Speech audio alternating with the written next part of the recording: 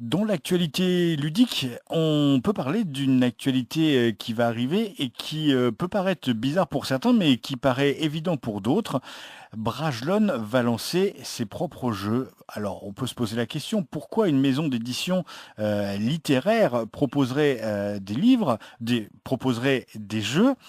Et puis, quand on commence à regarder le catalogue littéraire, on se dit, bien sûr, avec tout ce qu'il y a comme titre en heroic fantasy, en roman, vampire, jeunesse et young adulte, pourquoi pas proposer des jeux en lien avec cette littérature? Ça va au-delà de ça. On va en parler avec Sébastien Célérin. Bonjour Sébastien.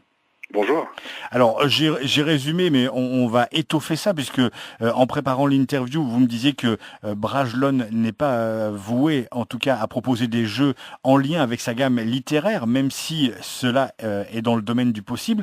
En tout cas, l'on peut voir, c'est que Brajlon va proposer des jeux. Ça va commencer courant de l'année 2018. Avant de parler de ces jeux, on va s'intéresser à vous, car Sébastien Célérin, le jeu, le monde ludique vous colle à la peau depuis maintenant presque 20 ans. Si on cite des noms comme Rackham ou encore Donjons et Dragons, vous êtes derrière ces grosses licences. Vous pouvez nous expliquer un peu votre parcours?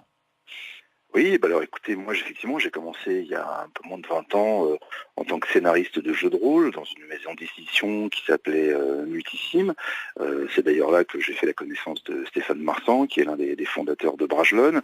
Pendant quelques années, j'y ai développé des univers de création originale, francophone, à destination du média jeu de rôle.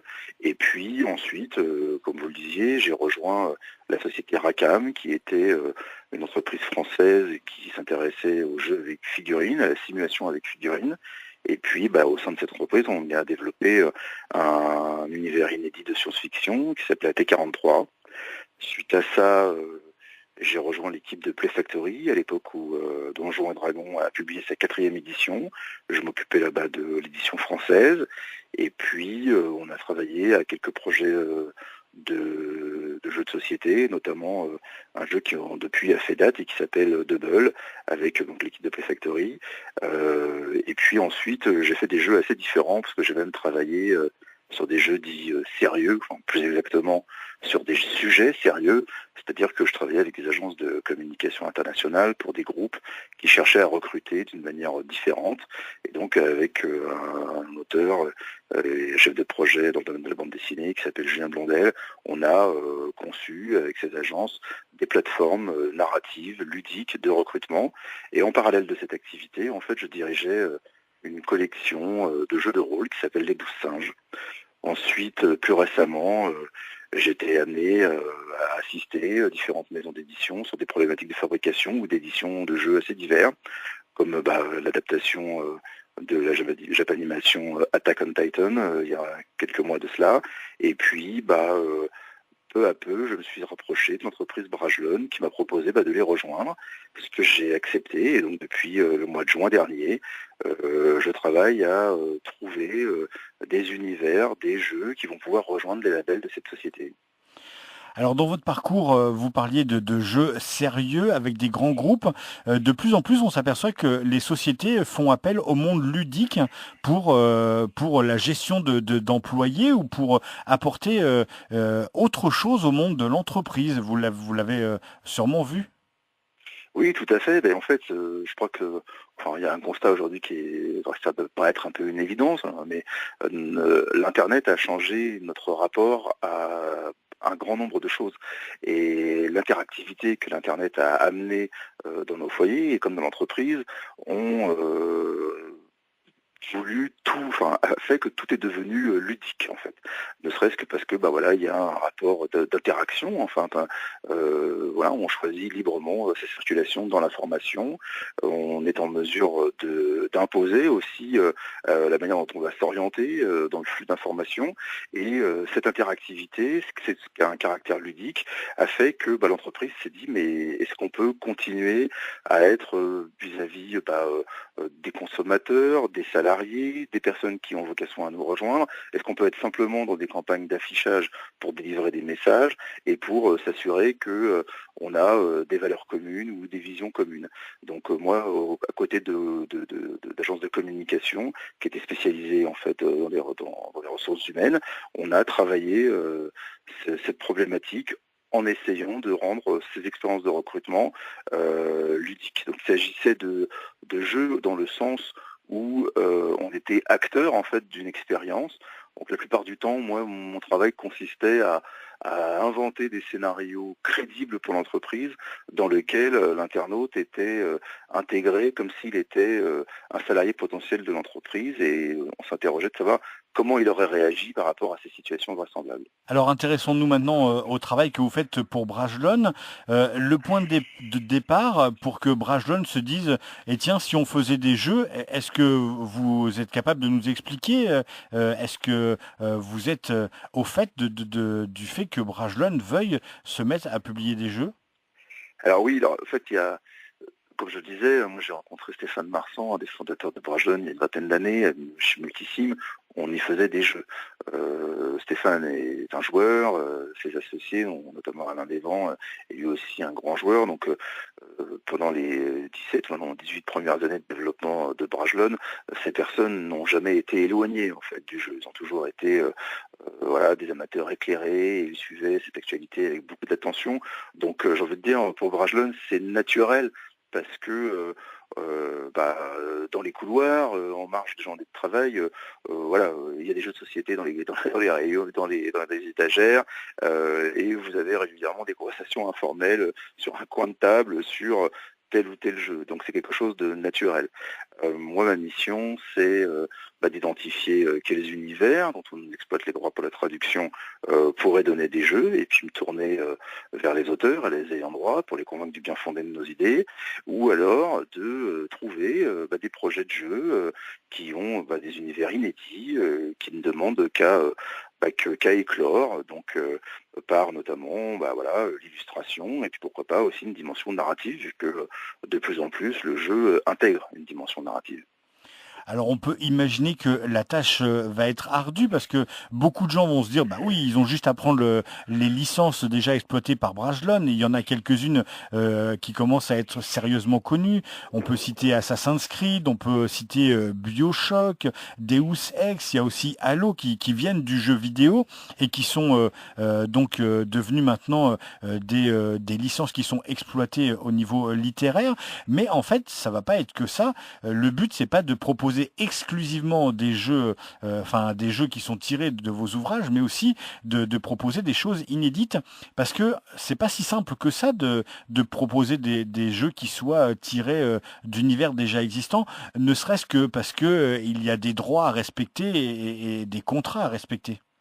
Oui, c'est-à-dire que voilà, en tant qu'éditeur, vous trouvez un projet de jeu, c'est-à-dire finalement vous avez une documentation qui est fonctionnelle, qui vous explique comment ça marche. Et vous vous dites, tiens, les sensations qu'on va ressentir par rapport à comment ça marche, ça se prête assez bien à tel univers et on rencontre la promesse de cet univers.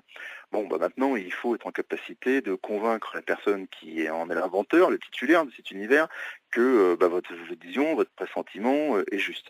Or, alors quand on est sur le jeu vidéo, finalement, c'est pas très difficile de faire la démonstration, parce qu'on s'adresse à des joueurs. Cependant, vous avez des interlocuteurs qui, eux, ont un cahier des charges, des impératifs, et puis surtout à gérer aussi une dimension d'image de marque.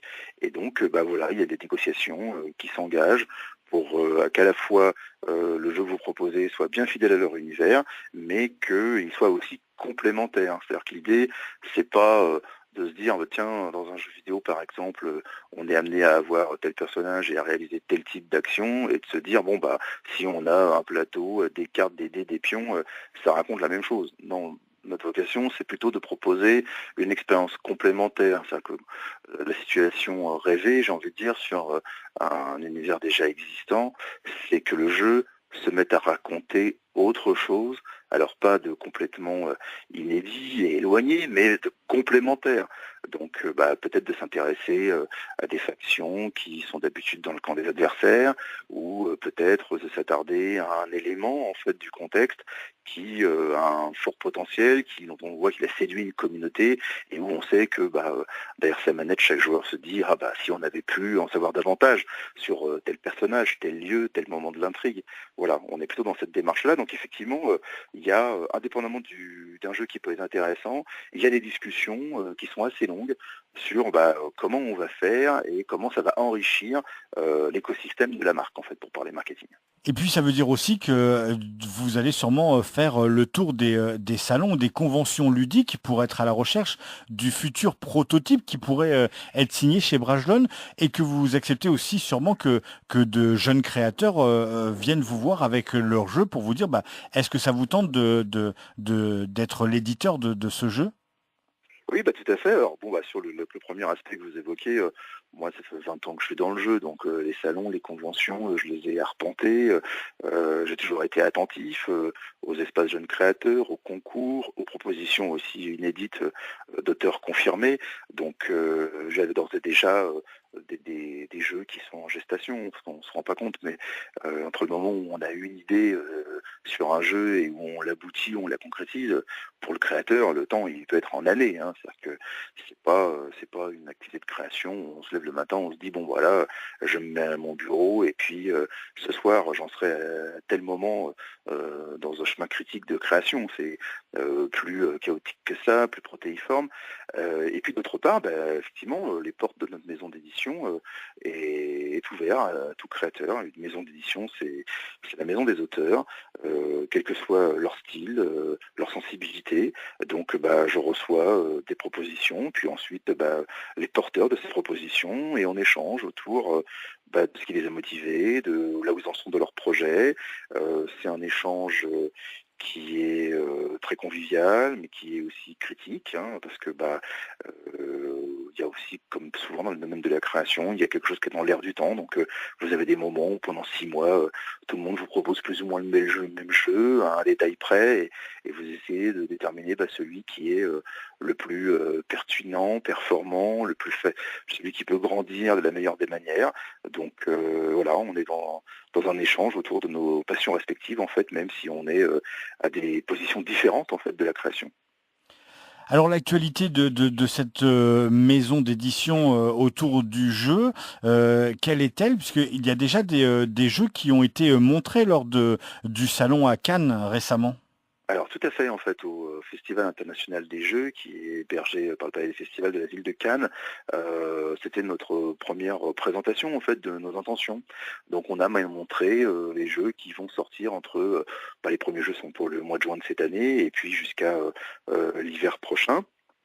Et donc notamment, nos premiers jeux sont à paraître au sein du label Castelmore, qui est le label jeunesse de notre maison. Il va y en avoir 2.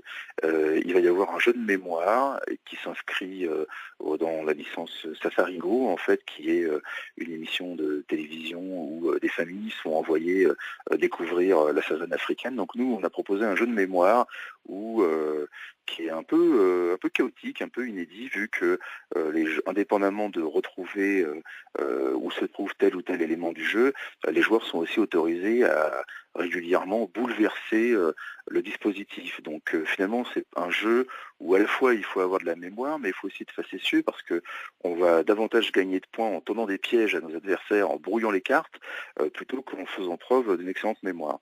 Donc ça, c'est un premier jeu sur Safari Go. Et puis en parallèle, il y a un autre jeu qui va sortir sur Captain Tsubasa, plus connu pour les plus âgés sous le nom d'Olive et Tom. Donc nous avons à notre disposition un jeu sur la sélection d'une équipe de football et les schémas tactiques, en fait, d'attaque dans le but de marquer des buts. Et dans ce jeu, 2 ou 4 joueurs vont pouvoir faire une sélection parmi tous les personnages de cet univers pour construire l'équipe de leur rêve, et puis confronter, en fait, leur stratégie par rapport aux coups spéciaux qui sont à la disposition de ces joueurs. Donc les 2 jeux en fait sont des jeux de cartes, hein. On sera des jeux qui contiendront 42 cartes carrées illustrées. Voilà, ça c'est pour commencer. À la rentrée, nous aurons un autre jeu de cartes qui lui s'intéresse aux terreurs nocturnes. Donc dans ce jeu, en fait, les joueurs vont manipuler des cartes qui représentent des fragments de créatures qui sont issus des cauchemars, et ils vont devoir les combiner librement pour faire des chimères. Et à chaque fois qu'une créature est terminée, elle se dote de pouvoirs qui vont permettre d'altérer le jeu. Le but du jeu est d'arriver à être le premier à construire un certain nombre de créatures, sachant que à chaque fois qu'on en construit une, il y a des effets de dégradation dans le jeu de l'adversaire. Donc il y a une espèce on est sur un jeu de réflexion sur ce thème. On a aussi le projet de relancer des livres-jeux, c'est-à-dire de proposer des réécritures en fait de fiction. Donc par exemple, on va proposer une réécriture du Cauchemar d'Innsmouth d'Howard Phillips Lovecraft avec son traducteur Maxime Ledin, et on va proposer une réécriture sous forme d'un livre dont vous êtes le héros, pour faire simple. C'est-à-dire qu'effectivement vous aurez un récit qui sera découpé en plusieurs paragraphes et où vous ferez les choix pour le personnage principal de l'intrigue, et aussi pour d'autres personnages, vu qu'on proposera de visiter Innsmouth et de vivre cette aventure avec différents personnages. Et la particularité de ce projet, c'est que on pourra y jouer aussi à plusieurs. C'est-à-dire que les personnages qu'on propose, on peut très bien se les partager à 4-5 joueurs et puis vivre collectivement l'aventure en se repassant le livre chapitre après chapitre. On a également un projet de jeu pour enfants, un jeu coopératif où il faudra aider un lapin à sortir d'un labyrinthe en ayant collecté un grand nombre de carottes.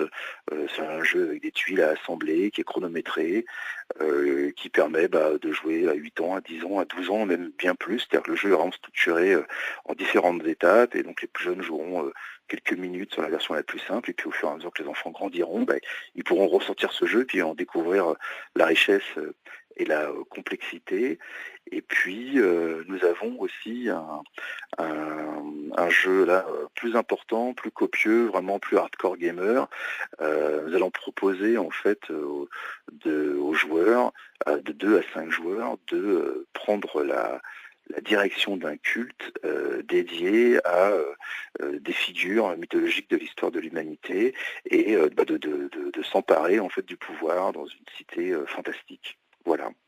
Je vais balayer les choses un peu vite, parce que vous voyez, on a beaucoup de projets, mais on essaye d'aller sur à la fois des sensations ludiques et des univers très différents. Et on le voit bien, des univers différents, des techniques et aussi des mécaniques bien différentes, un public différent.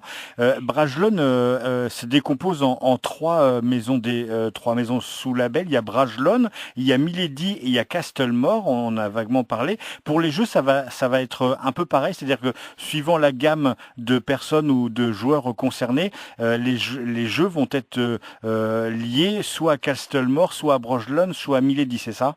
Oui, tout à fait, c'est ça. C'est-à-dire que Brajlon a vocation donc à s'intéresser à la culture de fantasy, du fantastique au sens le plus large. Milady est une entité plus littérature féminine désormais. Donc nous sommes distribués par le groupe Hachette. Et puis Castlemore a un public qui est qui est plus large en fait, et qui s'intéresse aussi à la jeunesse. Donc nous, on a des publications des 8-10 ans. Donc en fonction de l'identité d'un jeu, de son univers, il a vocation à rejoindre un label plutôt qu'un autre. Alors il y aura peut-être un jour un label qui réunira des jeux un peu inclassables, ou peut-être qu'il y aura un autre label qui s'attaquera à un genre littéraire différent au sein de la maison d'édition, et puis les jeux le rejoindront. Mais pour le moment, c'est vrai que les premiers jeux, ils sont conditionnés par ces 3 labels qui sont préexistants, et puis qui ont leur vitrine, notamment sur les réseaux sociaux et sur la toile, et puis que les libraires, notamment, connaissent bien. Donc on invite les gens à aller voir rien que la page Facebook. Il y a une page Brajlon, il y a une page Milady et il y a une page Castelmore. Et les jeux qui seront édités seront en lien avec ces pages. Rien ne vous empêche d'aller vous rendre sur la page de Brajlon. Il y a une page internet. Il y a même une newsletter à laquelle vous pouvez vous abonner si vous voulez connaître les parutions de Brajlon, puisqu'elles sont nombreuses. Quand on connaît un peu les éditions Brajlon, on peut parler de livres de très grande qualité. Il y a un vrai travail qui est proposé pour que le lecteur ne soit pas déçu quand on achète un livre Brajlon, que ce soit Brajlon, Castelmore ou Milady d'ailleurs. Est-ce que et ça va être une identité à laquelle vous tenez aussi pour vos jeux, on imagine? Oui, oui, bien sûr. Bah, c'est vrai que nous, on a une culture d'enrichissement en fait. C'est-à-dire que, enfin déjà, parce que naturellement, en tant que maison d'édition, la traduction, c'est pas quelque chose de mécanique. Et toujours une forme d'adaptation littéraire. C'est-à-dire que on voit bien, il nous est tous arrivé de lire des traductions d'un même auteur chez différents éditeurs ou enfin une même collection. Il y a parfois besoin d'un peu de modernité. Donc il y a ce travail un peu de la remise en cause, du questionnement, de comment les rendre les choses accessibles. Donc cette problématique-là, en fait, elle est dans notre ADN, donc elle sera présente. Donc par exemple sur les jeux qui existent déjà à l'étranger, dont nous avons acquis les droits que nous allons importer, il y aura aussi un effort d'adaptation. Par exemple, les jeux Castelmore, ils contiendront toujours un petit conseil ou un chapitre qui permettra aux familles d'adapter le jeu en fonction des classes d'âge. Parce que nous, on pense que si on vous dit un jeu est dès 8 ans, il n'y a pas de raison qu'à 9-10 ans, on n'y joue plus. Mais pour ça, il faut que l'éditeur propose des interactions différentes avec le matériel. Et puis enfin, au sein d'une famille, on sait bien, les enfants, deux enfants de 8 ans n'ont pas la même agilité, les mêmes habiletés, les mêmes goûts, donc il faut être en capacité de donner des conseils qui vont dans ce sens. Donc nous, notre culture éditoriale, c'est notre valeur ajoutée, notre regard d'éditeur pour que la rencontre se crée avec, là en l'occurrence le joueur, elle prendra plutôt cette forme-là en fait sur le jeu. En tant que lecteur sûrement de ce que peut proposer Brajlon, est-ce que il y a une licence à laquelle vous tenez et que vous aimeriez par-dessus tout arriver en jeu? On peut évoquer David Gemmell, qui est quand même une grosse, on va dire une grosse parution chez Brajlon. Il y a aussi Robert Rothfuss sa trilogie qui est beaucoup attendue pour de plein de côtés. On entend parler d'adaptation cinématographique. Pourquoi pas un jeu? Est-ce qu'il y a une grosse licence, vous, qui vous plairait de voir arriver en jeu? Il y en a plusieurs. J'imagine. C'est dur. Il y en a plusieurs parce que, j'aurais presque envie de vous dire toutes, dans le sens où, il y a une offre qui est pléthorique sur le marché anglo-saxon, la littérature de fantasy, et déjà, nous, en tant que maison d'édition littéraire, on fait une sélection. On a publié des auteurs, leurs romans, parce que ils nous plaisaient. Donc, après, ce qu'il y a, c'est que c'est difficile comme ça de vous faire une réponse, parce que il y en a qu'on va oublier en fait. Donc là aujourd'hui, ce que je peux vous dire, c'est que les agents qui défendent les droits des auteurs que nous publions en langue française, ils sont informés de notre démarche. Certains sont plus attentifs que d'autres. Pour des raisons différentes. Déjà, d'une part, votre fois, il y a des agents qui ne connaissent pas le milieu du jeu, d'autres qui, au contraire, sont des joueurs. Et puis après, parfois, ce sont les auteurs qui disent à leurs agents, mais attendez, ils vont faire des jeux, parlez-leur de mon univers, ça peut être intéressant. Donc aujourd'hui, je ne peux pas vous répondre par un univers plutôt qu'un autre, ne serait-ce que parce que cette démarche est encore jeune. On est en train de construire ces projets, et puis qu'on a besoin aussi que les agents et les auteurs voient nos premiers jeux pour qu'ils se rendent compte que qu'il y a un réel savoir-faire et qu'ils nous fassent confiance aussi sur ces nouveaux supports. Alors prenons rendez-vous dans quelques années pour reparler de cette Bon, question. j'espère même dans quelques semaines ou quelques mois, on aura peut-être des bonnes nouvelles dès la fin de l'année, mais pour le moment c'est un peu tôt. Vous l'aurez compris, Brajlon, si vous aimez la lecture que propose Brajlon, Milady, Castelmore, il n'y a aucune raison d'être déçu parce que proposera la maison autour de ces jeux. Je vous invite donc à vous rendre sur la page internet de Brajlon, facilement, que vous pouvez trouver facilement par n'importe quel moteur de recherche. Ça doit être brajlon.fr de toute façon. Et puis il y a une page Facebook pour Brajlon, pour Castelmore et pour Milady. Et avec ça, si vous n'êtes pas au courant, eh ben, j'ai envie de dire, c'est un peu dommage. Merci beaucoup, Sébastien Célérin. Je rappelle que vous êtes en charge chez Brajlon de ce qui arrive de très beau, c'est-à-dire les jeux. Merci beaucoup pour ce temps accordé et très bonne continuation. Merci à vous, au revoir.